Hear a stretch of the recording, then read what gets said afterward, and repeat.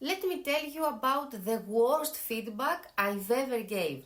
I was a marketing director at one of the largest multinationals in the world.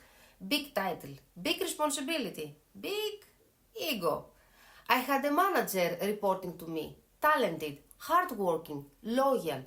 And one day I sat across from her, very calm, very professional, and told her everything that was wrong with her leadership style.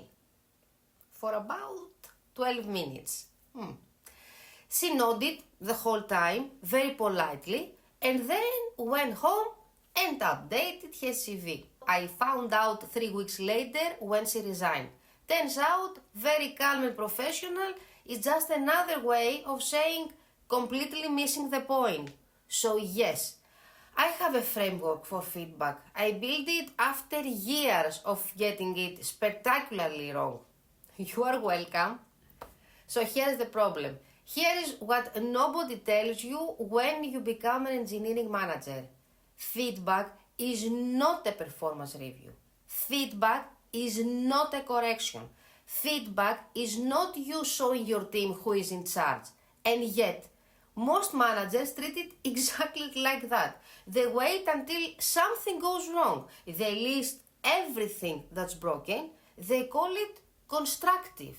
The engineer walks out feeling attacked. And you wonder why nothing changes. Sound familiar? So let me ask you something. What do engineers love? Problems with clear solutions, logic, data, systems. That makes sense. What do engineers hate? Ambiguity. Vague statements with no action output. Feeling like they failed without understanding why. So when you walk up to an engineer and say, your communication needs to improve, their brain hears, you have a bug. I don't know where it is, but fix it. That's not feedback. That's frustration with a smile. And look, I'm not proud of this. I had an MBA. I had 15 years of experience. I had absolutely no idea of what I was doing when it came to feedback, which is either very reassuring for you or very alarming about MBAs. Probably both. After years of getting this wrong, I built something simple. I call it the 3-part human feedback framework. And yes, I'm calling it human on purpose because that's what is missing in most tech teams. So part 1, start with what's working.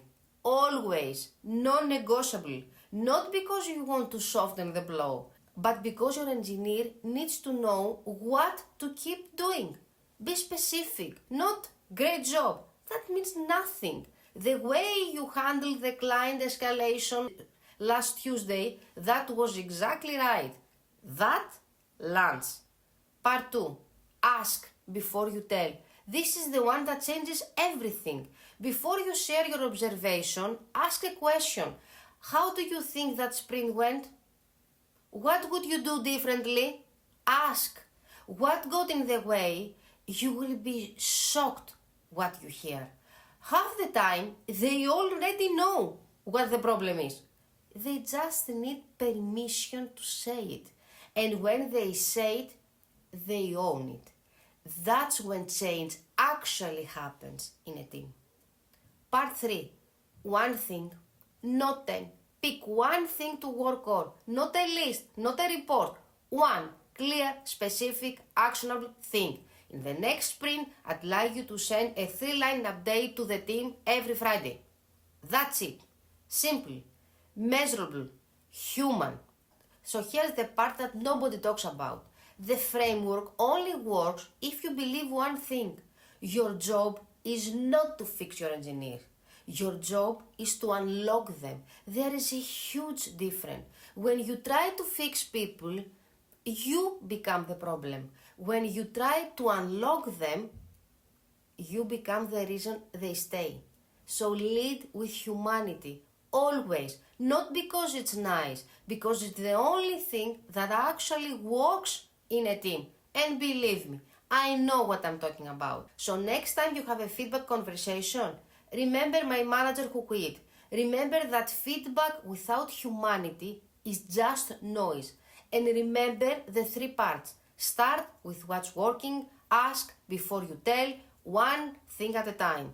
If this helped you, subscribe. Every week I share exactly what nobody told you about managing engineers. So see you next week. Thank you.